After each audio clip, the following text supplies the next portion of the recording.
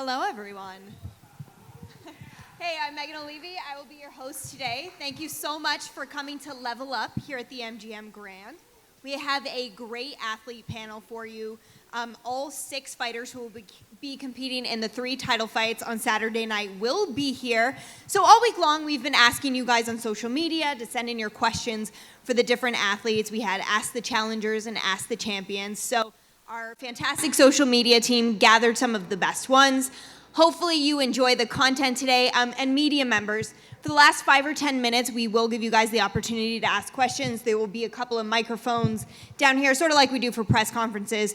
So I'll certainly let you guys know when you have the time for the guys up here. So without further ado, all of the challengers are in the building. So please give a warm welcome to Colby Covington, Alexander Volkanovski, and Germaine de Randamie.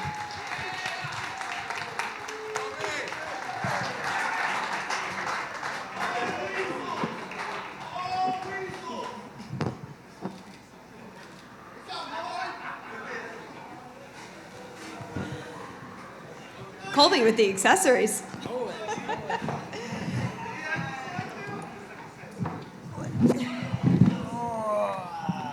Thank you guys so much for joining us today. We appreciate it. Like I told you guys backstage, these are all questions curated from Twitter, and then of course the media will also ask their questions. But before we get into questions for each of you as individuals, I would love to hear your thoughts. This one is from This Is Sanjeev.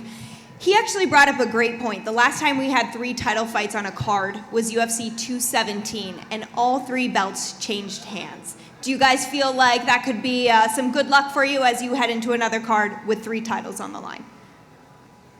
Yeah, I'll go first. We all do our part and we can get it done. Like I know I'm very confident I can get the job done. I'm sure they're confident they can get the job done. Let's see if we can do that again. Yeah, absolutely. Okay, Alexander, since you started, I'm going to ask you a question here.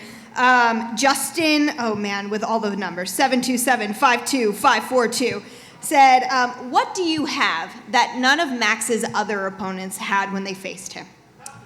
Yeah. Honestly, I believe, this game's evolving and I've evolved with it. I believe that. I know a lot of people are going to say, obviously, Frankie's got the wrestling and all that sort of stuff, which he does, but I've got that power and I really know how to put it all together. And a lot of people are going to say that I'm going to have problems with the range and stuff like that. And believe me, when it comes to range, I'm very comfortable there. I've got a lot of good training partners, got me ready for this. But again, there's going to be people doubting me, but we're early days away where, I can prove them wrong, and all my supporters, I can prove them right. And you have another teammate on this card as well, right? Kymaro France? Yeah, Kymaro France. So, we both done camp together, both absolutely killed camp, both in really good nick, and we're both ready to get them wins. Excellent. All right, Germaine, the next question is for you. It's from Juniad De Niro, and I have to apologize. I'm probably butchering every single person's name or a screen name. I'm sorry, I'm doing my best. Okay, so they want to know, what have you done differently this time around with this rematch against Amanda? Well, first of all, 6 years is a very, very long time, and I've said it before in interviews. I'm very thankful to Amanda. She gave me the best lesson ever. She made me wake up, and I can say I'm a mixed martial artist now. I'm not just a kickboxer. So the difference will be I'm a mixed martial artist and not a kickboxer. What do you feel like you changed the most in terms of your training after that fight? Did you start grappling a lot more? I mean, what was different? Well, I started to embrace MMA more, the wrestling, and got more respect for the wrestling and the ground game. I'm like, you cannot overlook that. And I was solely focusing on kickboxing in the first, and now I'm all-rounded. I brought a wrestling coach out from the United States to come help me in my camp. And I have great coaches, great team behind me, and I can say one thing, I'm ready for Saturday. We're certainly excited for that rematch. Colby, I see you're reading your book here. I'm sorry if we're boring you. Just trying to enlighten myself. I see. All right. This one is from Bobby Esau. He wanted to know, if you weren't a fighter, what would your career be? Ooh, man, that's a really tough question. And I've thought really, really hard about that question. And yeah, Epstein didn't kill himself.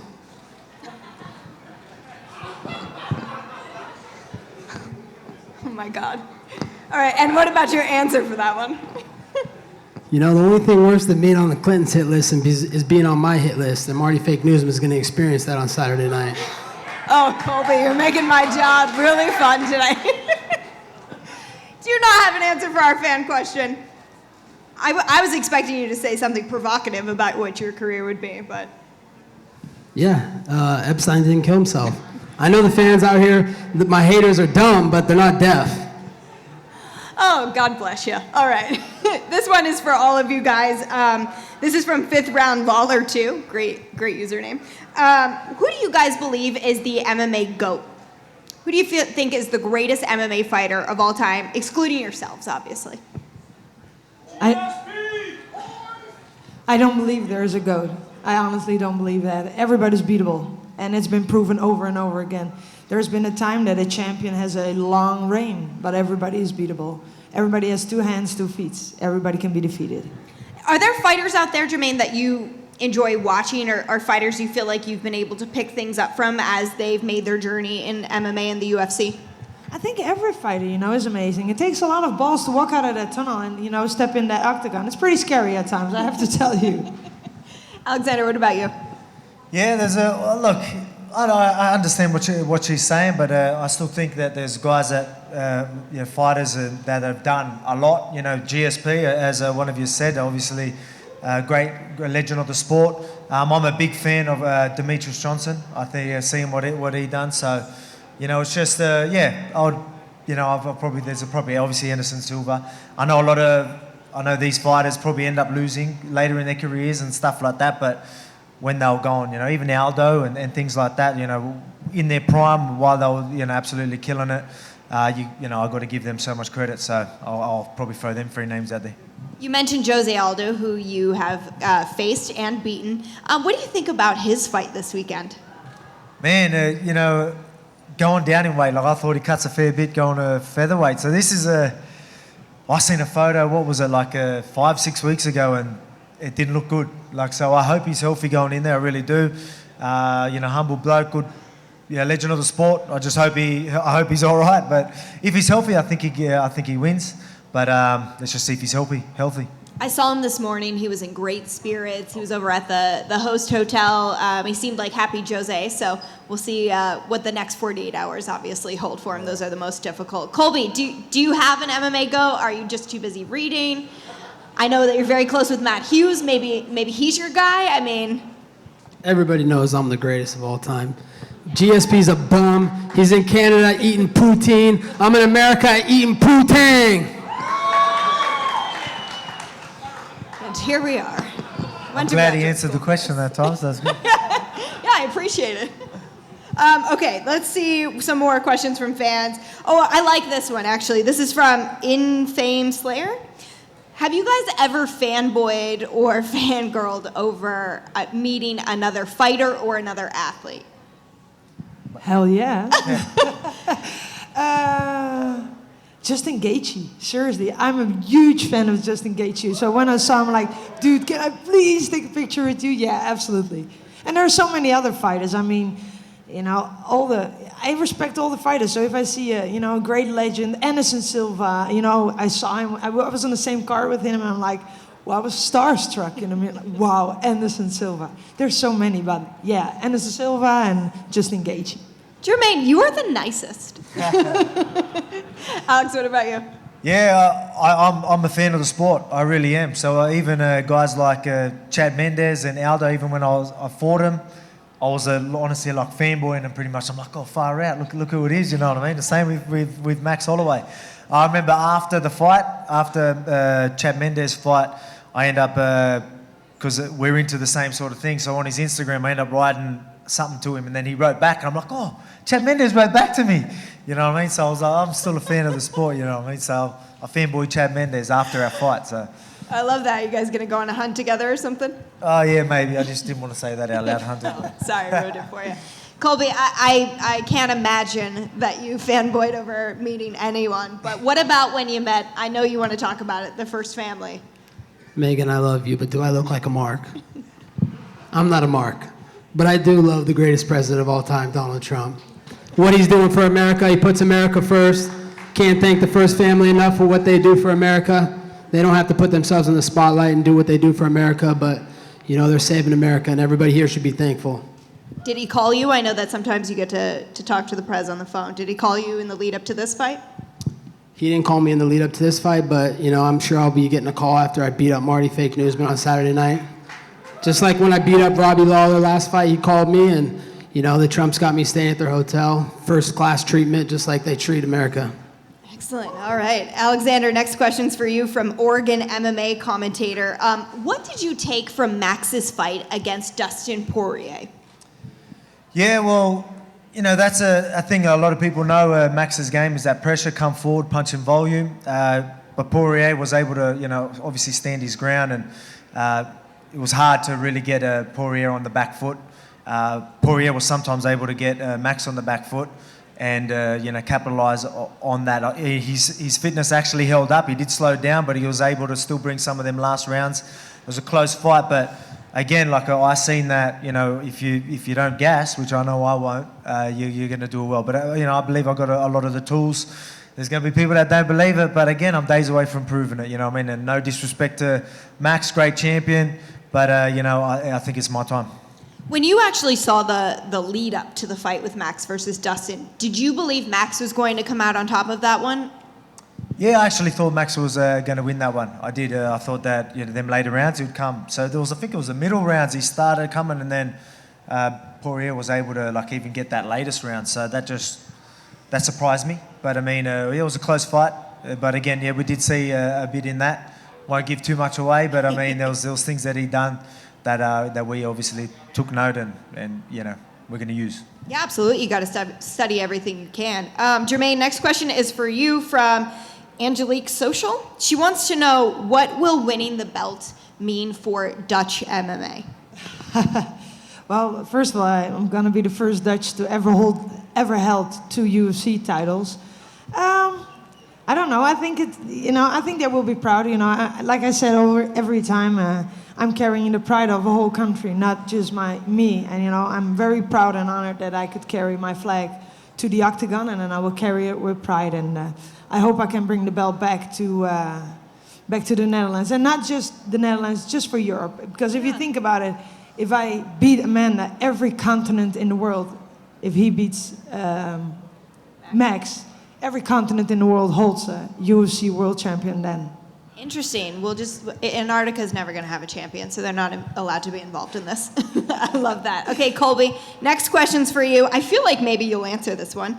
Jordan Saucer wants to know, will you shake Kymaro's hand when you win the belt? I think Marty Fake Newsman needs to rehash his friendship with Rashad Evans, because after I break that bitch on Saturday night, he's going to need to sleep on his couch. Okay. This is a sort of random one for all of you guys if you feel like answering, if it even pertains to you. Christian Alvarez wants to know, did you guys have Spotify results? You know, people were tweeting out all their Spotify results of what music they listened to and what were their top. Do you guys do that? I I've heard about it, but I haven't actually done it. I'm going to do that soon, though. Okay. Sounds like something a nerd or a virgin would do. I'll make sure Christian Alvarez knows that.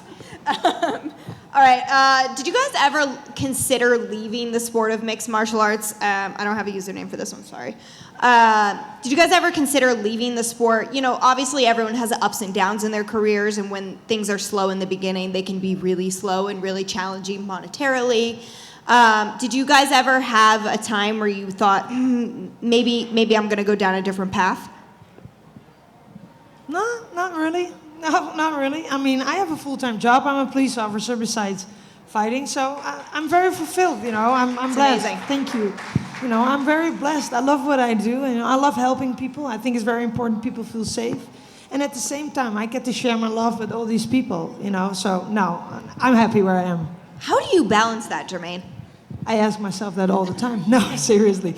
No, you know, I like to stay busy, and, you know, I'm healthy. I can do, you know, I have healthy hands. You know, I like to help people, and I think it's very important people feel safe, and I like the distraction. You know, I'm more than just a fighter. I'm me, and, you know, I just do what I gotta do. Well, it's really commendable, and I think everybody out there would agree with me when I say that that's pretty amazing that you do that. Thank you. Yeah. Okay. Well, this one is very random, but I feel like it's a fun end of the fan questions. If this is from SFTD1, Sympathy for the Devil, I guess. If aliens were going to destroy the world, and you had 24 hours, what would you spend that time doing if you had unlimited resources? I'm frightened for some of these answers. I know I love my food, so I'd go out, and especially right now. So if that happened now, I'd go get some, I don't know, I've been talking about maybe some chicken wings or some burgers or something like that and just go all out on them just before, right now. Just gorge yourself. That's a good question. I'd probably just hug everybody I love and tell them how much I love them. I said, you're the nicest. That's the nicest answer, Germaine. Colby, I can't even imagine. I'd probably be working on my bedroom cardio. Making your bed, cleaning your room. I totally know what you mean. Okay.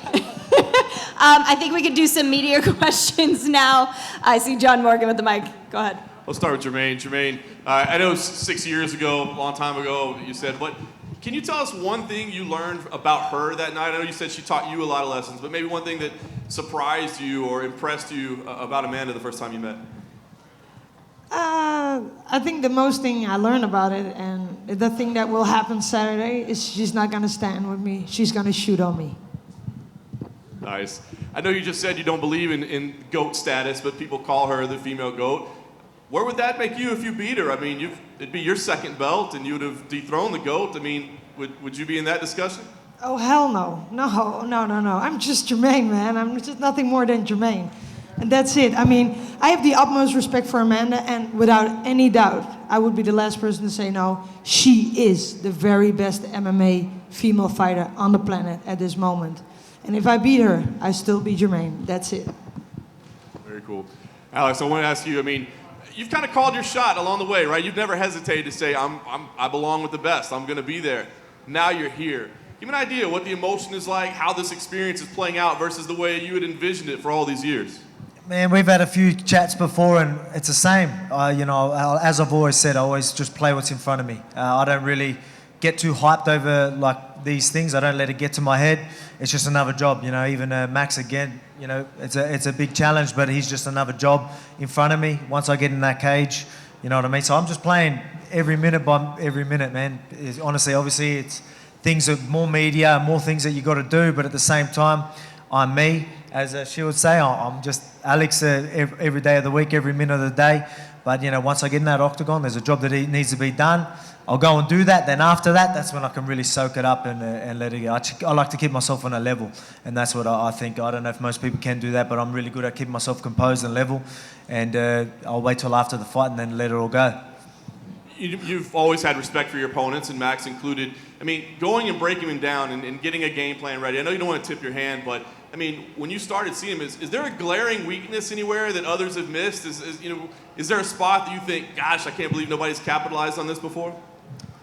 Oh, yeah, there's probably things that they haven't capitalised on, but I mean, I'd be lying if I said he wasn't a great champion. He's very well-rounded still, obviously he's got good takedown defence and all that sort of stuff, but I'm going to approach things a little bit different. Just the things that he does so well and what's worked for him so well in his past fights are just things that I don't believe are going to work as well with me. So obviously he's got his punching in volume, his gas tank and all these sort of things. These are things that I don't believe are big threats to me. Obviously I've got the gas tank. If he really wants to come forward to me and try and break me, he's just going to fall into my game. And that's, and I'm too powerful for him to force that sort of game plan on me. But hey, again, he's a great champion. He's a smart man. He's got a high fight IQ, so I'm sure he's going to mix it up. But so am I, so I can't wait to dance with him in there. Thanks, Alex. And then for Colby, if I could, please. Colby, obviously you've remained supportive of the First family today as well. I got to ask, was it disappointing at all that the president couldn't wait a couple of weeks and come out to your fight instead of making it to Madison Square Garden instead?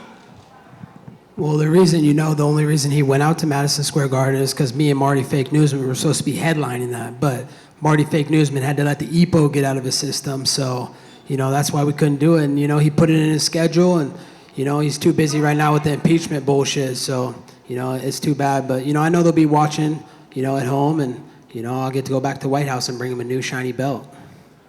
And listen, you've got supporters, you've got haters. I mean, both sides of it, no question about it. Whether people love you or hate you, you've proven, a masterful promoter in getting people interested in you in a fight. Is there anything that you've done along the way, though, that you regret, that you say, man, maybe I went too far here, or maybe I did say something or did something that I shouldn't have in fight promotion? No, not at all. I've just always been real, and I've not been afraid to say it how it is, A lot of the stuff I say is truth, and if people have feelings, this isn't the feelings championships, this is the fighting championships. So whatever I got to do to sell a fight is what I got to do. But, I've been real. A lot of the fighters, they're scared for the fall. I'm not scared for the fall because I know I'm a winner and I'm going to keep winning, and I'm not scared. And last thing for me, Colby, winning this title on Saturday night would be a huge moment for you. Give me an idea. What's the next goal? Is Masvidal the guy that you look at as the number one target right away, or do you think there's other contenders that may be ahead of him in line? That's a great question. And as the people's champion, I'd like to ask the people who they'd like to see me fight next. Should it be Journeyman George Masvidal? Should it be GSP? Should it be Kebab? Should I be that little Irish leprechaun that couldn't even knock a drunk old dude off a stool in the bar? Who should it be? Who? Masvidal? Looks like it's going to be Street Judas, Journeyman George. Do we have more media questions? Colby, I see you reading that book there. You were also reading it at the press conference in New York. I'm curious, on one page, your friend Donald Trump Jr. outlines something called the Trump Derangement Syndrome. For those who haven't read the book, could you maybe elaborate on it and sort of explain why it relates to your life presently? The thing about this great book, New York Times bestseller, is, it's about triggering snowflakes. And, usually I'm spoiling movies on Twitter, but, I'm not going to spoil this. You guys got to go out there and get this book and find out for yourself. Well and done. Then, for Alexander, last week in LA, Max was talking about the reach difference in this fight. He actually described himself as a T-Rex, saying that you actually had the reach advantage. Now, if he's a T-Rex, have you ever thought about what your favorite dinosaur is, or what dinosaur you could describe your fighting style to, and how it will help you against the T-Rex, like Max Holloway? Yeah, no, it's funny. That comes up a lot. Obviously, people talking about, Max has a reach advantage, but supposedly I've got longer reach. But at the same time, like, managing distance and having reach, someone can have good reach. It doesn't mean they can manage distance very well. So, but I don't care. I know I can manage distance. I know he can manage distance very well. But all right, back with the dinosaur question. What would dinosaur be? I don't know. Well, he can be, mate, what's got long arms? I'll be a gorilla, and I know gorillas got good long arms, but it ain't a dinosaur. Sorry. All right, and then finally for Germaine, this is your second sort of fight week as a title challenger. You were super duper cool and calm and collected in Brooklyn a few years ago. Nothing got to you. I'm curious, how are you going to plan to stay so cool and calm this week in Vegas? Just have fun, man. Think about it. As a fighter, your time span is this short. We got a whole life ahead of us. It's a waste of my energy to not enjoy this. Seriously, this is the best thing ever. You gotta enjoy it. If you don't enjoy it, it's a waste of your energy. I did everything I could in this camp, and I will leave it all in there Saturday, no matter what happens. So I better enjoy it.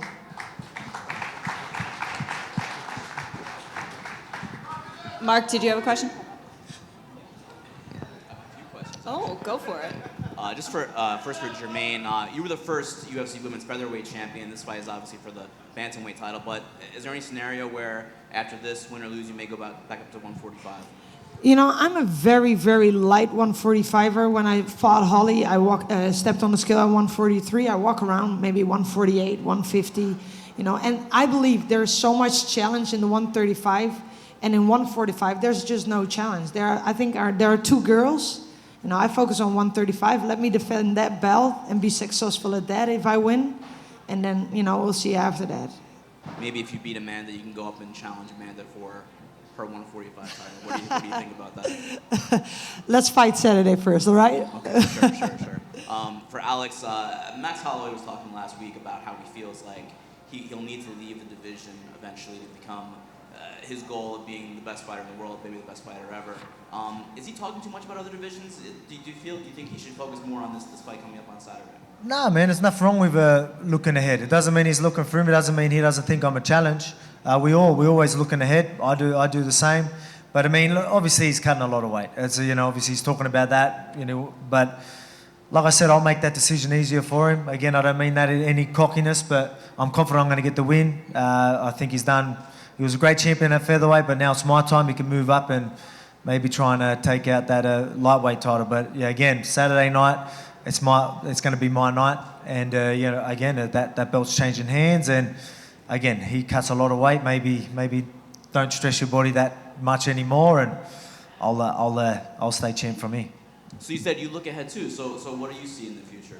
Mate, look, I'll be honest. So I'll fight the featherweight division.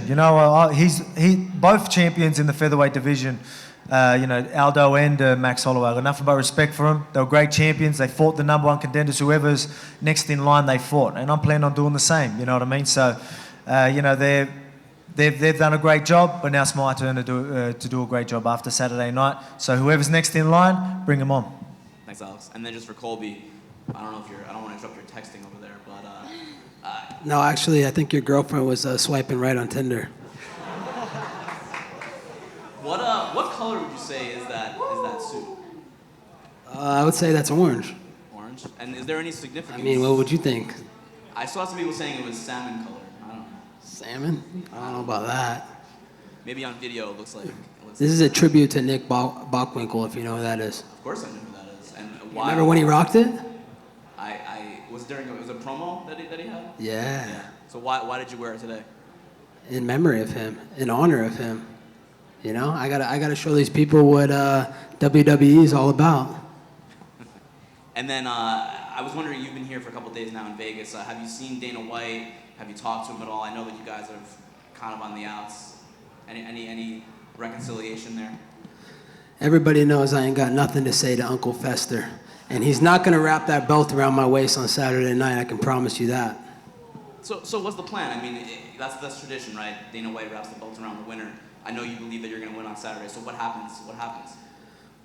It was tradition until they did the Broken Mediocre Fighter Championship last weekend in New York, and they gave away that Bernie Sanders participation trophy, and they let The Rock put it on Journeyman George. So I want Candace Owens to put it around my waist on Saturday night. Thanks, Colby. Cool. Okay, I think that's all the time we have with the challengers. Guys, we appreciate it so much. Is there anything you want to say before you get off stage? There's a lot of fans there. There's a lot of media. Just in case you get your final messages out. Woman for Trump? Where's my woman for Trump? Yeah! You guys have anything you want to say before? Nothing wrong with being a virgin and a nerd. Thank you all for coming out. Thank you guys for coming out and sharing some of your fight week with us. Best of luck to you guys in your fights. Thank you. All right, guys, I'm thinking maybe the champs are here, but I'll find out in a second.